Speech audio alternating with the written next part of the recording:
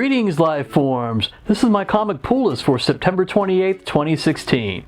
First off, I don't usually wear this shirt. I like the design. You know, it's Mr. Spock and Mirror Mirror, the classic Star Trek episode. But I don't like this cream color. Also, you can kind of see my nipples through it.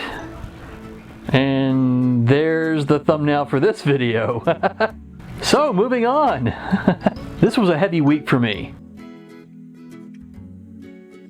I had 13 titles. I think that's the most I have ever had. That's 2 from Dark Horse, 4 from DC, 1 each from Image and IDW, 3 Marvels, and 2 Titan. Woo! But due to it being a slow week at work, I managed to read all of them by Friday. So starting off this Titanic haul, it's Dark Horse and Aliens Defiance number 5. Zula and Davis 1 find a mid-space fueling station that may be infested with xenomorphs. But time to investigate is short because a squad of colonial marines is also on the way. In this issue, the artwork changes hands from Riccardo Burchielli to Tristan Jones. Jones' style is a little different, but it's a good fit for this story. Next, it's Tarzan on the Planet of the Apes number 1. In this alternate timeline, Zira and Cornelius from the Planet of the Apes films go back in time, but not to the 70s as in the third movie, but to the early 1900s instead. There in the jungles of Africa, they raised their son Milo and an orphan human child called Tarzan together as brothers. I thought this was an interesting mashup of 2 old properties and quite enjoyed this first issue of this 5-part miniseries. Moving on to DC, it's The Flash number 7. So still reeling from Godspeed's devastating attack, an injured Flash retreats to heal and to try and figure out a plan to defeat his former friend. This was another great issue as usual. Joshua Williamson continues to entertain. Next, it's Hellblazer number 2. So John discovers that someone is looking for him, but who or what leads him on a game of cat and mouse through the streets of London. I'm not enjoying this new run much so far. The character of Constantine is still entertaining, but I'm not feeling the vibe overall. The last run had quirky artwork and was a great blend of horror, drama, and dark comedy. I'm just not getting this with this new one. But there are some interesting bits, so I'm gonna give it another few issues. Hopefully it will grow on me. Next up is Titans number 3. So the Titans battle Abracadabra and his team of Titan doppelgangers, during which Wally learns more about his banishment to the Void. This is an okay title, but I'm not super into it. I'm sure that if I was a Titans fan before the rebirth, I'd probably get more out of this, but I wasn't, so it's just kind of meh for me. So if it doesn't do something to really hook me in a couple more issues, I'll probably wind up dropping it. And my last entry for DC, it's Wonder Woman number 7. Wonder Woman and Cheetah close in on the warlord Cadulo, I think his name is, as he attempts to sacrifice Steve Trevor to free this god Urs Kartaga. But with her former friend / enemy at her side, will Diana be able to save her beloved in time?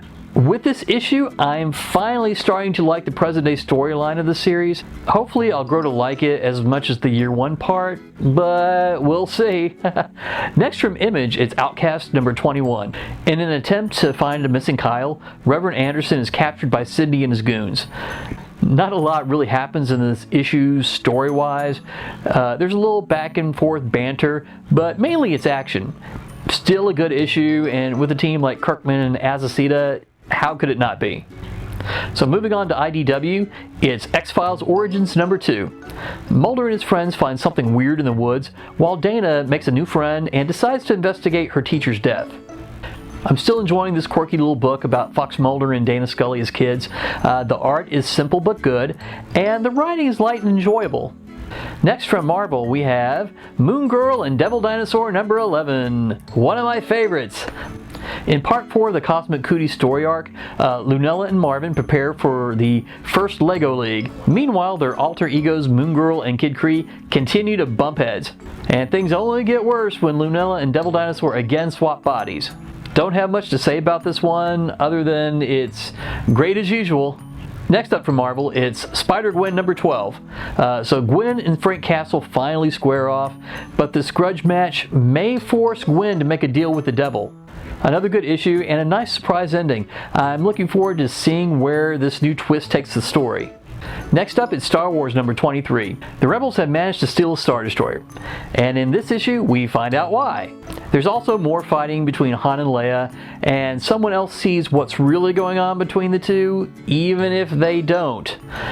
This is an interesting story arc, but it's been a little confusing timeline-wise, at least for me, because it's being told out of sequence. But with this issue, I feel like I'm finally getting the gist of what's going on. And the sexual tension between Han and Leia is very reminiscent of their fight in the hallway on Hoth in The Empire Strikes Back.